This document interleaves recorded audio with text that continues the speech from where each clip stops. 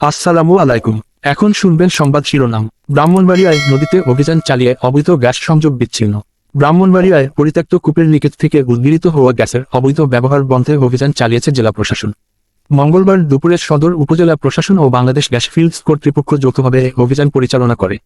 অভিযানে সদর উপজেলার মজলিশপুর ইউনিয়নের শ্যামপুর গ্রামে তিতাস নদীর বিভিন্ন পয়েন্ট থেকে উদ্গীরিত স্থানে বসানো 21টি গ্যাস সংযোগ ড্রাম জব্দ করা হয় এবং প্রায় 7,000 মিটার অনিরাপদ প্লাস্টিক পাইপও জব্দ করা হয়।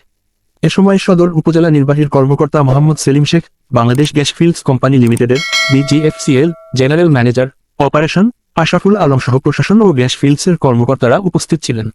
সদর উপজেলা নির্বাহীর কর্মকর্তা মোহাম্মদ সেলিম শেখ জানান, বাংলাদেশ গ্যাস ফিল্ডসের পরিত্যক্ত 3 নং কূপের লিকেজ থেকে বিভিন্ন স্থানে গ্যাস বের হচ্ছে। একটি অবৈধ চক্র দীর্ঘদিন ধরে এই গ্যাস অনিরাপদভাবে সংগ্রহ করে বিভিন্ন বাসাবাড়ি ও কারখানায় সরবরাহ করছিল। খবর পেয়ে উদ্গীরিত গ্যাসের মূল পয়েন্ট কেটে দেওয়া হয়েছে। এর সাথে যারা জড়িত তাদের বিরুদ্ধে আইনানুগ ব্যবস্থা গ্রহণ করা হবে। বাংলাদেশ গ্যাস ফিল্ডস কোম্পানি লিমিটেডের BGFCL general manager operation Ashraful Alam জানান, পরিত্যক্ত কূপ থেকে উদ্গীরিত গ্যাসের চাপ কমে আসায় ঝুঁকির পরিমাণও কমে এসেছে।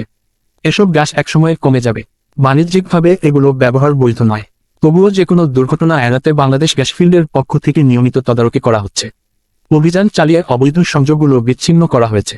উল্লেখ্য, গ্যাসের উদ্গীরণ বন্ধ করতে ব্যর্থ হয়ে 2008 সালে Bangladesh gas fields company limited তাদের 3 নং কূপটি বন্ধ করে দেয়। সে সময় থেকে এখনো পর্যন্ত নদীর পার, নলকূপ, জমির আইল এবং বাসাবাড়ির বিভিন্ন পয়েন্ট দিয়ে গ্যাস উদ্গীরণ হচ্ছে। স্থানীয় একটি প্রভাবশালী চক্র প্লাস্টিকের পাইপের মাধ্যমে স্থানীয় বাসাবাড়ি এবং বাণিজ্যিক কারখানায় গ্যাস সরবরাহ করে আসছে। বেশ কয়েকটি চুন ও চুরি তৈরির কারখানায় গ্যাস সংযোগ দেওয়া হয়েছে। ব্রাহ্মণবাড়িয়া 24.net